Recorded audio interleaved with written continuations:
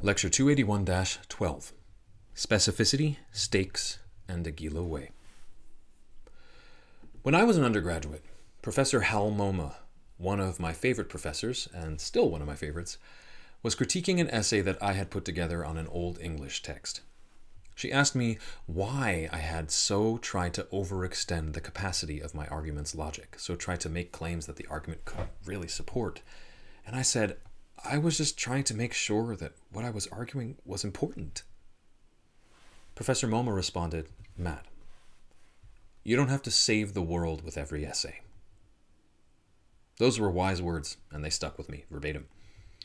What Professor Moma was saying, I later came to understand, had multiple meanings that were relevant both to my own writing and to my teaching of writing. I think it meant, at first, that it is enough to communicate convincingly, rigorously, and clearly some previously unseen complexity, depth, meaning, or beauty in a cultural artifact, that to do that well is sufficient stakes for the essay writer. That is enough of a so what. But the comment also meant that to force stakes, to force an essay to say something it doesn't really say in order to simulate something to care about from an argument that doesn't really support it, is futile, flailing, and silly. The irony behind, you don't have to save the world with every essay, makes my efforts to overextend my logic in the name of making it important look rightly hollow, like a kid playing superhero. And it also implied that some essays, certain essays, may also truly make a difference in the world, may exert influence on things that matter in ways that matter, and that faking it all the time will cause you to miss the real opportunities that appear once in a while. Really, all essays exert influence on the world, however small or indirect. To communicate some previously unseen depth, complexity, meaning, or beauty in a cultural artifact adds more depth, complexity, meaning, or beauty to the world. But faking or forcing your stakes will cause you to miss the real opportunities you do have, or will have. With that in mind, consider what Tanya Aguila-Way says in her introduction to her article on Annabelle Soutar's Seeds. A fundamental thread in her argument is that literary texts can do things that mainstream political discourse cannot. Specifically, by virtue of literary texts' inherent complexity. They shake things up, they rough things up, they leave things productively unsettled and unsettling, where more direct activist forms, for instance, must necessarily simplify and settle in order to get a message across.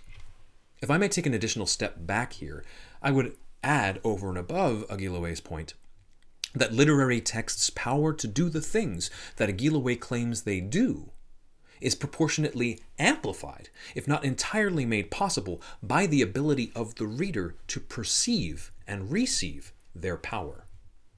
And thus, I would argue that the work of literary scholars like Aguila-Way, and perhaps literary scholars like you, is crucial, really matters, because it enriches readers' perception of what a text has done, or what a text might do, to them and to the world around them. The stakes. Literary scholarship, by communicating convincingly, rigorously, and clearly some previously unseen depth, complexity, meaning, or beauty in a literary text, can be vital in making literary texts able to do what they do. I hope to show here in this lecture that Aguila-Way's powerful example is useful to the undergraduate scholar who's concerned about stakes. Both the undergraduate scholar who's faced with a literary text that does not inspire them, that does not seem to matter to them, but also even more useful to the undergraduate scholar who is faced with a literary text that does matter to them. A text that deals directly with subjects, as Soutar does, whose immediate importance and stakes are clear, in a way that makes it difficult to conceive of what an undergraduate English major's intervention in something that important could be. So, especially in response to the abstracts that you all submitted last week, which I said struggled specifically with specificity, notice that Aguila-Way makes her intervention into this high-stakes discourse by virtue of specific, close, and formal reading, that is, reading that engages primarily with form. Aguila-Way's word count is about 7,200 words, not counting notes. Now, for an 8 to 10 page double-spaced paper, the one that I've assigned you, and which is usually as long as an undergraduate paper assignment gets, you're thinking about 2,700 to 3,600 words at max. So at your max of your max, 3,600 words, usually, you've got half the space to work with that Aguila-Way has to work with, at most.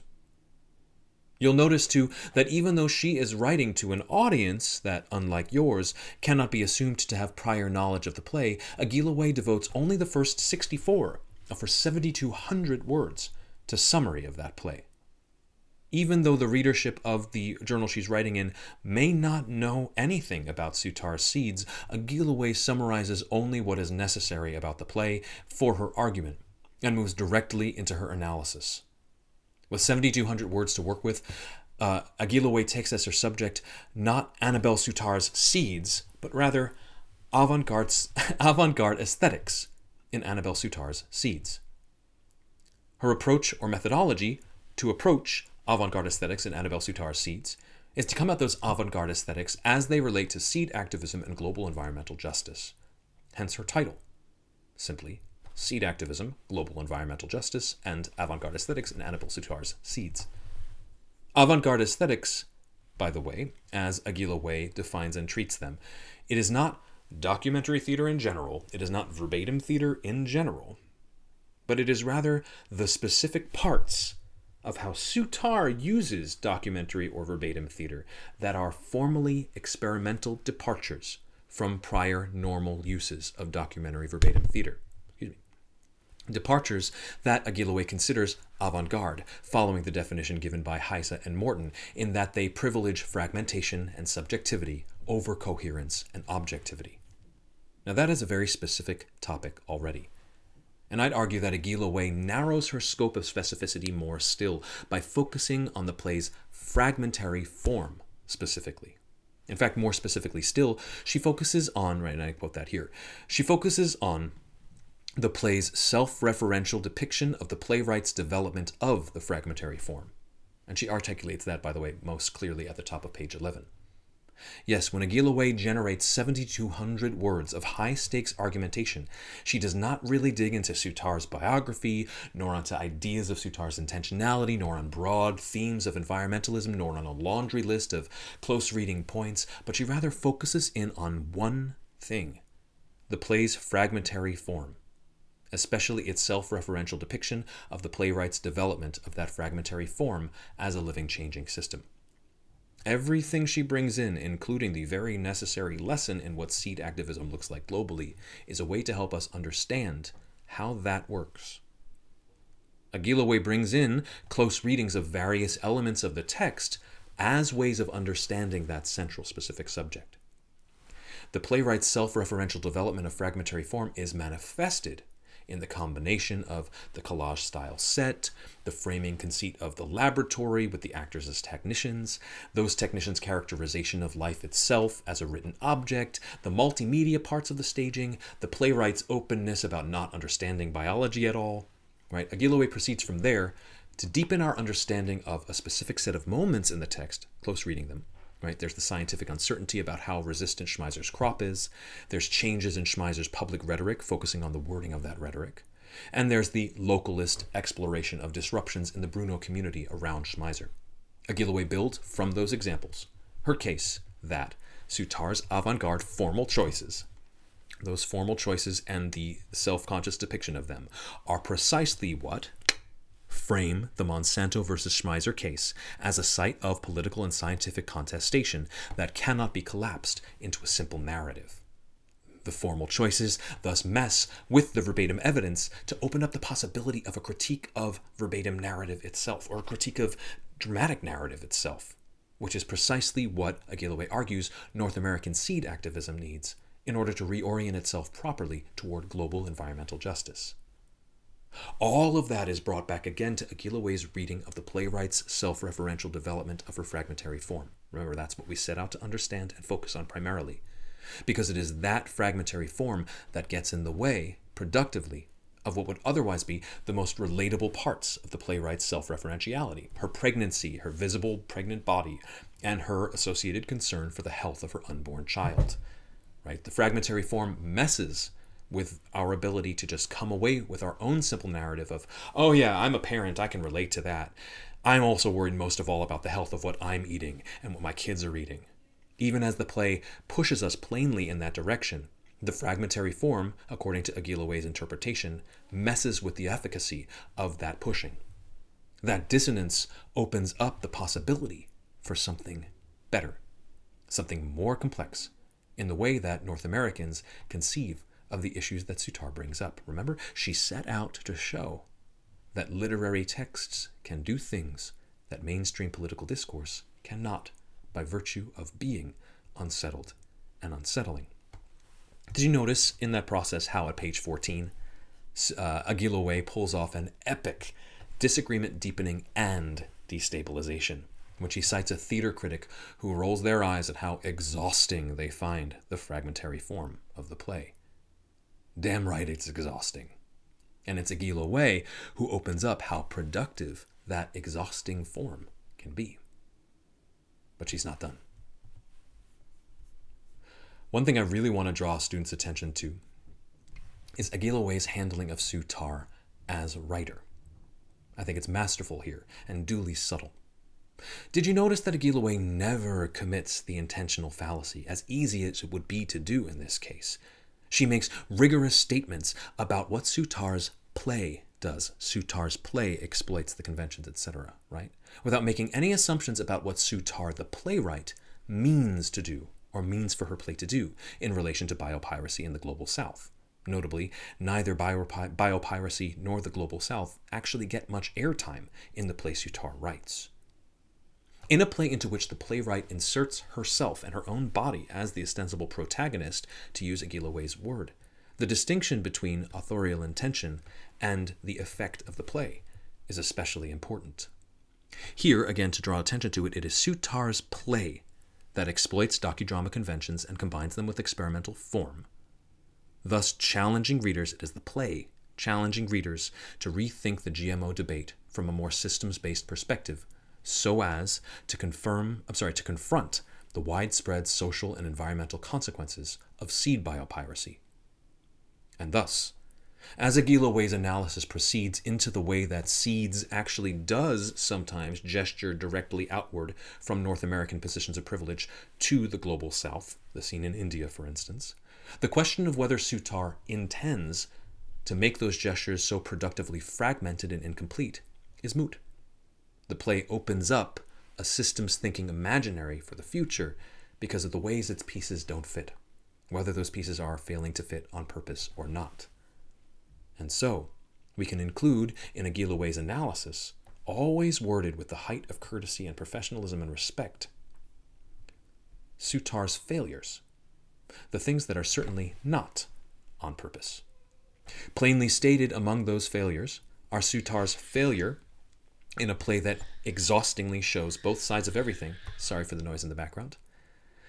Plainly stated there are Sutar's failures in a play that exhaustingly shows both sides of everything to actually point toward any paradigmatic alternative to how North Americans tend to hang our seed activism on these vague and scientifically currently unsupportable worries about our own health or our own kids' health, about GMOs.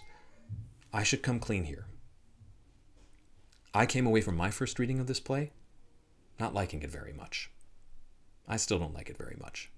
But my own reading of the play, Seeds, before I read Aguila-Way's reading of it, this is truly what I said, I promise you, to my wife the night I first read it, was that I found Sutar's attempts at showing both sides all the time to be insufficient and insincere. I rolled my eyes particularly at the way the play's structure seemed to encourage inherently racially insensitive casting without even knowing it, which seemed to me just out of touch.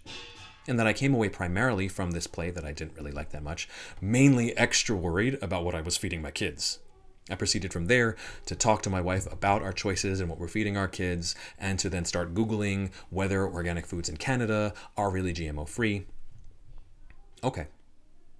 Aguila-Way, through her very, very strong and very convincing interpretation of a play I didn't really like very much, has helped me understand that it is in the very formal structure of Seeds including the racially insensitive casting that its fragmented form essentially requires, on purpose or not. That causes it to, sorry, I should have shown this slide in the first place, this is about the casting, that causes it, both on the page and on the stage, to highlight the insufficiency of its own theatrical staging. And that gives me pause. Because as a reader, I then go,